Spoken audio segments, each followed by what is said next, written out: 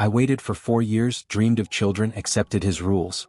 And he said, "It's not time yet. Now it's my time to leave." I thought we were building a life together, carefully, deliberately, like two people laying down bricks with shared hands and a shared future in mind. My name is Claire, I'm 28, and for the last 6 months I've been living with my boyfriend Ethan, in a small apartment on the second floor of a quiet building that smells faintly of dust and pine cleaner. We moved here after graduating from vocational school, both of us full of those fresh out of classroom dreams that buzz in your chest like carbonation, believing that if we just worked hard enough and loved each other well enough we could make it. We had 4 years of memories behind us by then, late-night drives, tearful reconciliations, tiny victories, and I believed that meant something solid, something real. We unpacked our boxes together, bought matching mugs, hung a picture of a lighthouse in the hallway that neither of us particularly liked but both pretended to, just to fill the space. We argued about where to put the shoes, we laughed when the ceiling leaked during the first storm, and in the quiet moments I would look over at him and think, yes, this is it, this is home.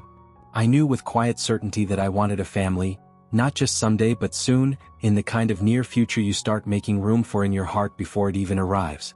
I wanted marriage, the warmth of shared mornings with children's laughter echoing in the kitchen, the messy, beautiful permanence of choosing each other every day. Ethan said he loved me and I believed him, but whenever I tried to talk about our future, about the shape of what we were building, he pulled back like I had handed him something too heavy to hold.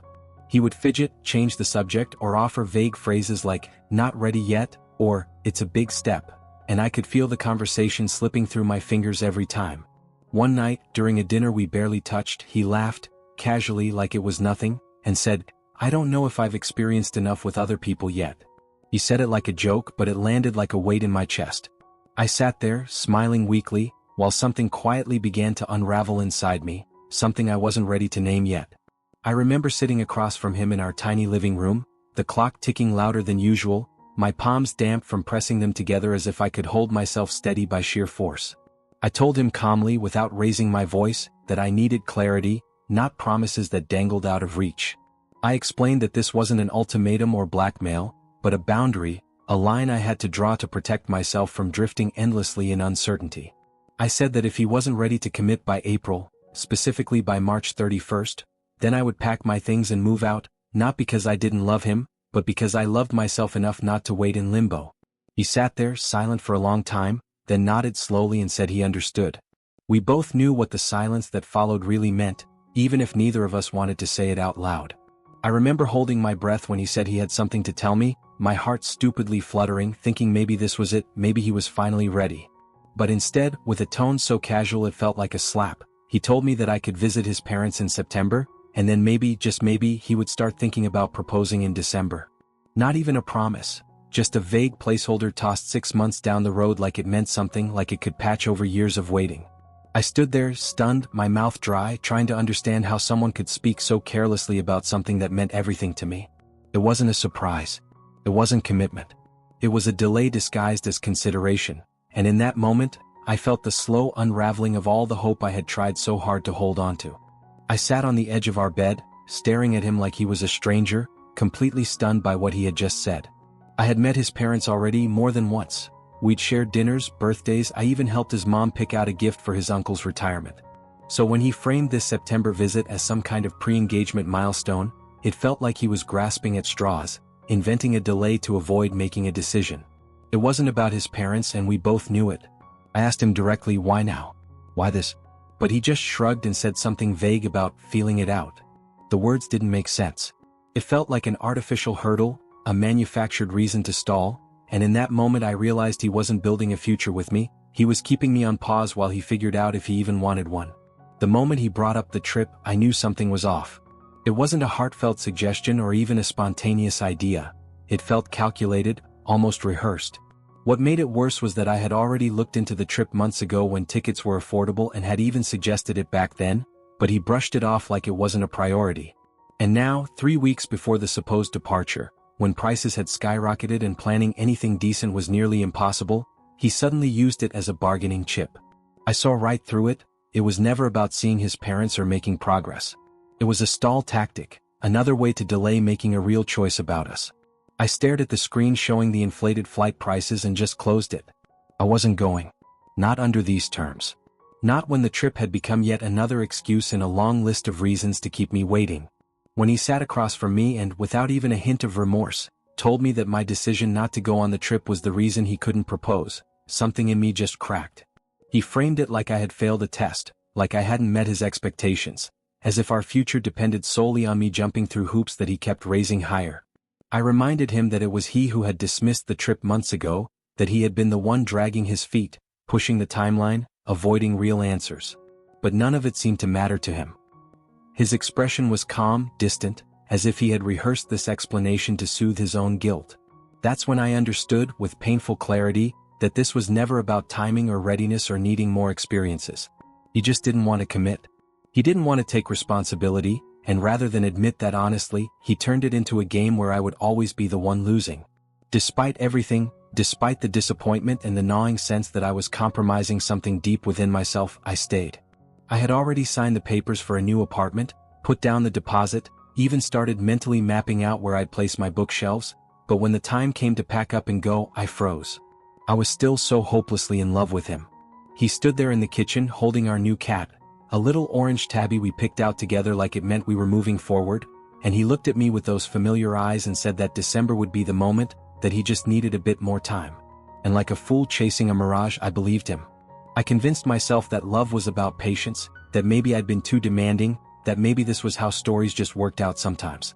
I unpacked, told the landlord I wouldn't be moving in, and curled up that night with the cat nestled between us, trying to pretend that everything hadn't just fractured a little bit deeper.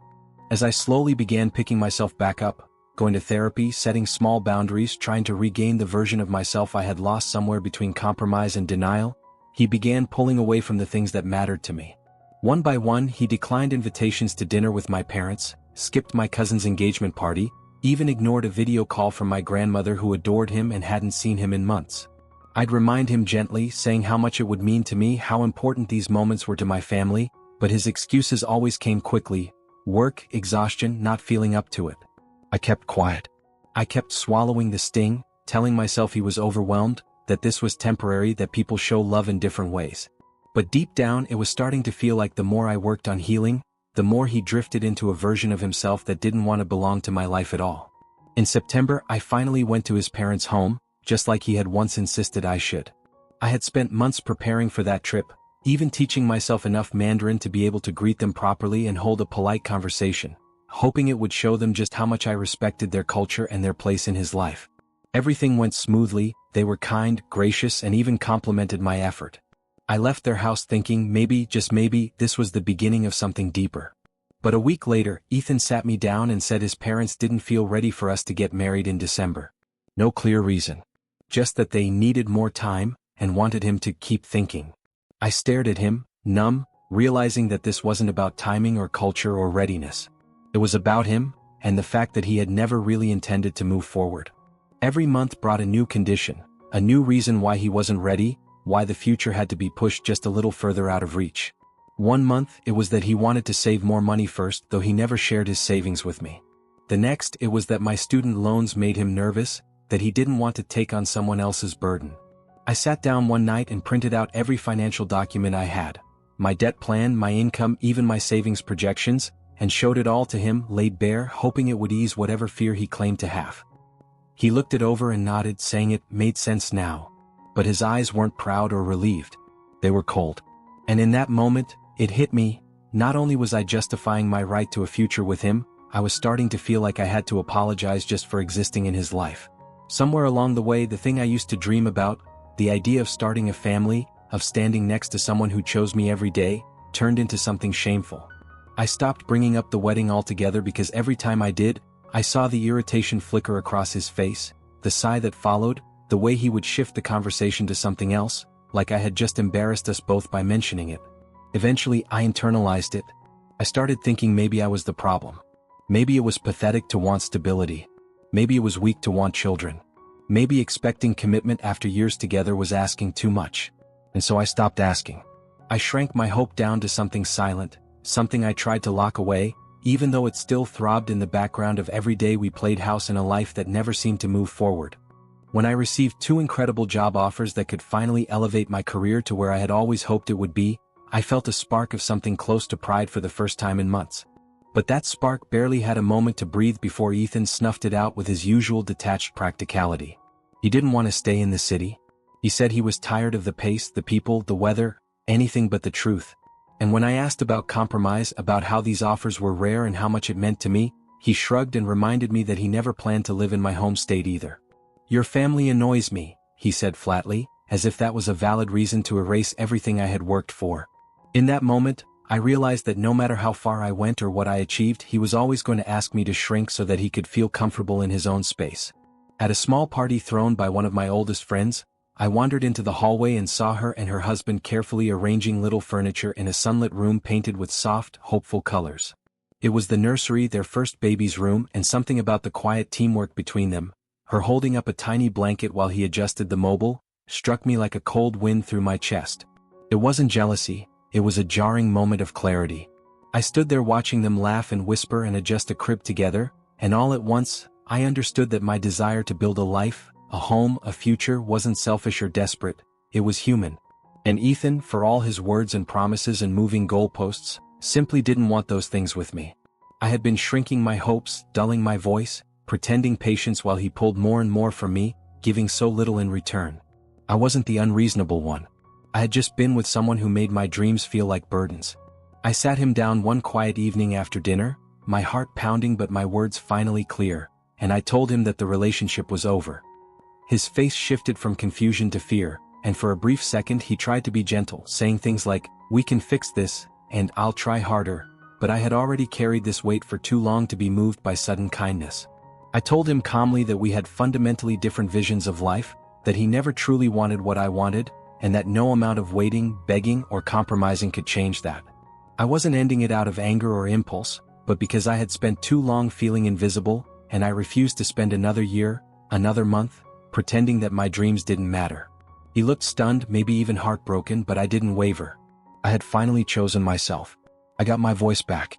After the breakup, there was a quiet kind of emptiness that settled around me, like the silence after a storm, but within that stillness, I also felt an unfamiliar sense of peace. I no longer had to twist my hopes into smaller, quieter shapes just to make them easier for someone else to accept. I no longer needed to explain or apologize for wanting marriage, family, and a future that felt like home. I woke up in the mornings without bracing myself for disappointment, and for the first time in years, I allowed myself to dream openly, to want more, to reach for more, and to believe that I deserved every bit of it. It's not the end, it's a new beginning, one that I never expected to walk into with my head held high, but here I am, stepping into the unknown with a heart that's bruised but still beating with hope. I don't know what will happen next, and for once that uncertainty doesn't terrify me, it frees me. What I do know, with more clarity than ever, is that I deserve a love that doesn't require me to shrink myself or audition for permanence. A love where I don't have to prove that I'm worthy of a ring or permission to dream. And perhaps the most important thing of all, I am no longer afraid to be alone, because solitude with self-respect is infinitely better than company that makes you question your worth.